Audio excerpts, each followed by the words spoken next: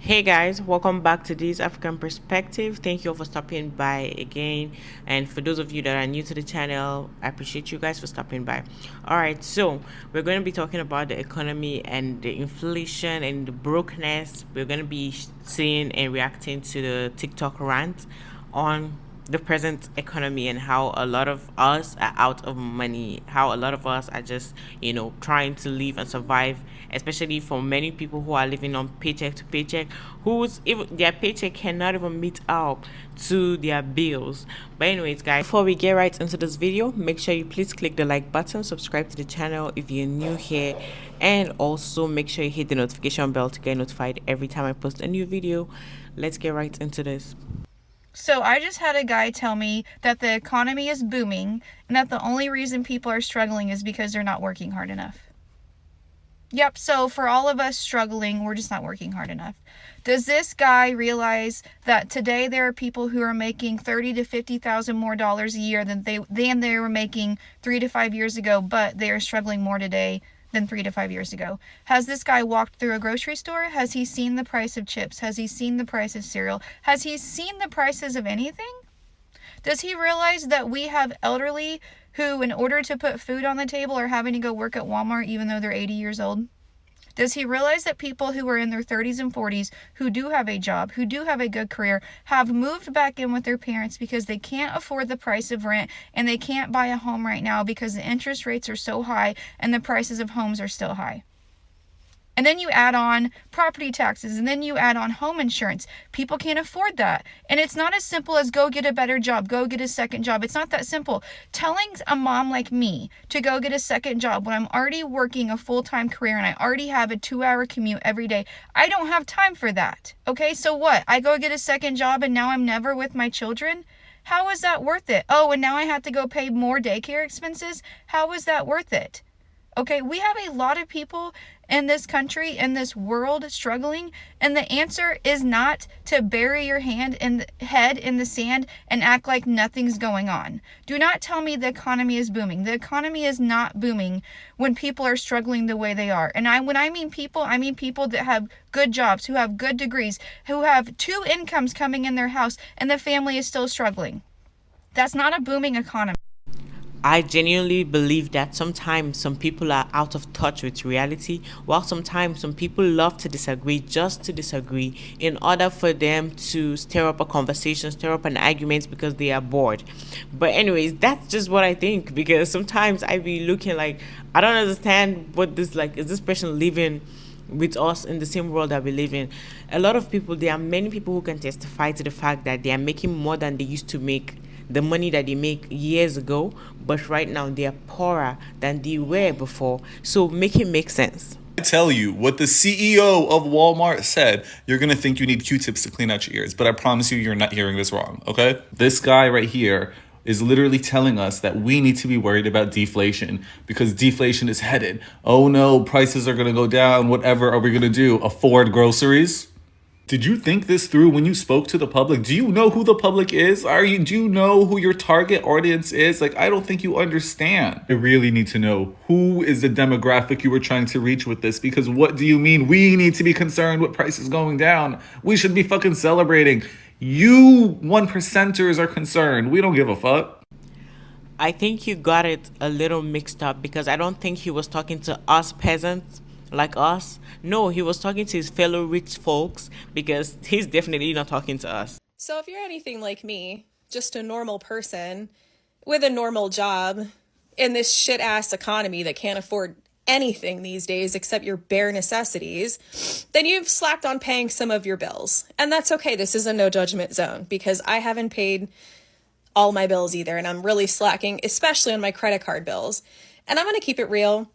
I don't give a shit about shit I bought last year or 6 months ago or when I swiped the credit card. I don't fucking care. Thanks for letting me have that stuff. I don't have the money to pay you back right now. So I used to be really religious with this. Like, I would send a set amount of money each month and just auto pay the credit card so it would keep my balance down, so that I didn't fall behind. Well, about 7 months ago, I took it off auto pay. And for about 6 months religiously now, like every day, multiple times a day, they're calling to get their money, we all got a job to do, and I know that you're tired of dialing my fucking number and I'm not picking up the phone. So I accidentally answered one of their calls in the car the other day. My car hooks to my phone, so if you hit a button on the steering wheel, then it automatically answers. And it was Teresa from, Credit One or Capital, one of those that I have. And she goes, "Hi, this is Teresa, and I'm calling for Brandy. I'm from the credit card service." And I was like, "Oh, I'm sorry. I didn't mean to answer this phone call. Like, I'm really sorry about that. I don't have your money. Like, that's why I don't answer the phone or the emails that you sent me." And this bitch, she goes, "Well, we're like 2 steps away from sending you to collections, and that's really going to affect your credit." Teresa, do you not know that also not paying your credit card bill plummets your fucking credit? You might as well take my credit score out back and fucking put it out of its misery, Teresa. Do you also realize that right now, my credit score means absolute fuck all nothing to me? Like, do I look like I'm buying a house? Do I look like I'm buying a car? Does it look like I can afford to buy anything ever again? Teresa, I'm going to save us both the time here. Just send it to collections now, because between now and next month, when you keep trying to call me, nothing's going to change. Nothing. So sorry about that, but thanks for all the stuff I bought on the credit card. I don't know what to tell you, and it's going to sit in collections too. I really, like, food, house payment, car payment, insurance, medicine, clothes, bare necessities. That's all I got the money for right now. Everything else, I could care fucking less. If you want to throw, I've been in collections my whole fucking life, Teresa. Send it to collections. And she just hung up on me. I don't think she had a pleasant time talking to me, and that's okay. That's fine. Started thinking that maybe these corporations and the government are purposely trying to aggravate everybody, because at some point when you keep taking and making everything so expensive to the extent where people are struggling to survive, then you're getting them to the point where they no longer care about the debts that they owe. They don't care. They wouldn't even think nothing of it. And it will get to a point where they wouldn't even want to pay anything at all. Like, even if they have the money to pay, they wouldn't want to pay it, because, like, what's the purpose? Because at the end of the day, all you do is just collect and collect everything from their pocket. So you're getting people to the point of rage, and it seems this rage is what they want, because that is what I'm getting from the way they're behaving and everything they're doing. It seems like they purposely want to get everybody angry. I urge American citizens to listen to my message and listen to my message closely, because things are truly getting out of hand. The U.S. government consistently robs American citizens of their hard-earned money using every single backdoor that they could possibly find. Let me paint a picture for you. You've worked 2 weeks, that's 80 hours, you get your paycheck. Off rip, the U.S. government is taking federal and income tax. Depending on what state you're in, they're going to take state tax. You're also required by law to have health insurance, for just in case you get sick. If you don't have health insurance, you'll be penalized by the IRS at the end of the year.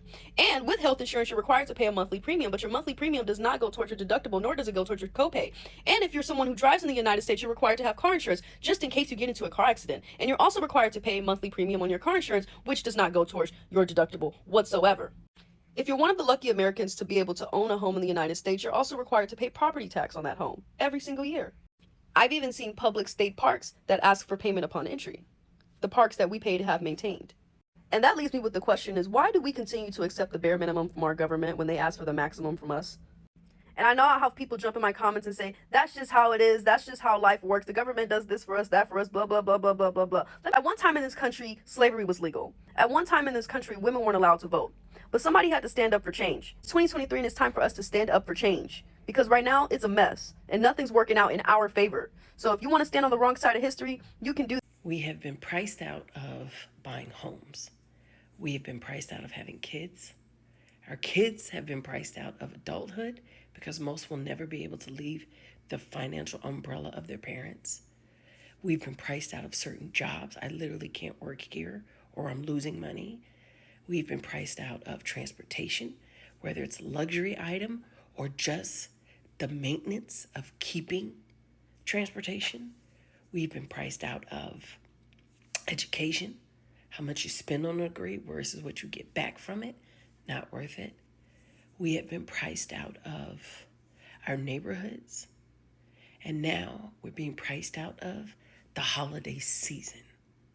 People literally stood in line for hours to have Thanksgiving dinner at Golden Corral because it was cheaper than buying food and cooking for your family. All the reasons on why you were a productive tax-paying, law-abiding citizen we've been priced out of. So if there is no reward for being a good person or doing the right thing, there are going to be more people that are not going to try. We think that the youth is giving up now and they're not thriving. If we continue on this path, they're not going to give a damn. So if you're looking at all these snatch and grabs and thinking, oh, grab my pearls, just wait until you've seen the results of removing books from schools. You think we're being priced out of Black Friday, but we're actually being priced out of civility, because those sales, those new trinkets, those new items, those wants, those upgrades were the things that people thrived for and held on to, on why they got up and went to work and did the things that they did. And if all of it's being taken away, you are now pricing us out of sanity and civility. We are living in a society that is creating savages because there's no reason to do right. And the only way I can get anything is if I take it. You're either going to eat or be eaten. And it's starting with this holiday season in 2023. You've priced people out of holiday joy. This is not going to end well. Conversation on this, and people have, and they've said things a lot more eloquently than I could, so I thought I'd offer a piece of advice that has really helped me get my spending and my finances more under control in the past few months. Because full transparency, I was out of control there for a while, and I was living off credit cards, and it was so stressful and detrimental to my anxiety and mental health. And the biggest thing that I've had to learn is just telling myself no.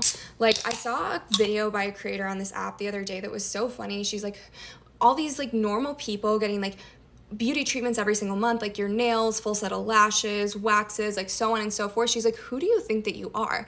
And that's the mindset I had to get out of. Like, I am a normal person and I need to learn to say no to myself and delay gratification for things, because I promise you, like, it is not normal to go to Aritzia or Sephora or even Target and drop like a couple $100s on a random day of the week. What is normal is putting things that you want on a wish list and like revisiting that, you know, a birthday, Christmas, like when you get a raise at work. But it's not normal to just gratify yourself instantly by getting every single thing that you want. And I think that we're all so chronically online, and like all of us are on TikTok and we're seeing like influencers do hauls all of the time. So we think like, oh, other people are doing that, so like if they're able to afford it, then I must be able to as well. And I think first and foremost, so many people are living on credit cards and they're not talking about it. Secondly, a lot of influencers are like getting stuff for free, or honestly just making a ton of money off the app, so they have way more disposable income than the average person. But yeah, I tell you what, just like learn to tell yourself no. Sometimes you got to reparent yourself, because the crushing anxiety of having like debt or just like financial concern hanging over your head, it will not be solved by the short-term gratification of buying everything that you want. These companies are getting very smart with advertising. I tell you, they'll put it all up in your face till you want it and you think you need it. By all means, you go and buy it. But you just need to like know how to budget very well and make sure you can differentiate between the things that you need and the things that you want. And the moment you can make like a list and write all those things together, and you see your needs and you know your wants, then you definitely be careful with the things that you spend and try to like spend things on more meaningful stuff, on things that you need, and stop wasting money just like that. And also paying attention to advertisements. Anytime you see an ad, just skip it, like skip right by it, because they're there to convince you. All right, guys, that's it for this video. You guys should please, if you're new to the channel, subscribe to the channel. Make sure you click the like button also, and also hit the notification bell to get notified every time I post a new video, because I'm gonna post another episode on this topic and we can continue from there. Okay, you can check out my other videos. I appreciate you guys. Make sure you leave your thoughts in the comment section, and I'll see you guys on the next video. Bye.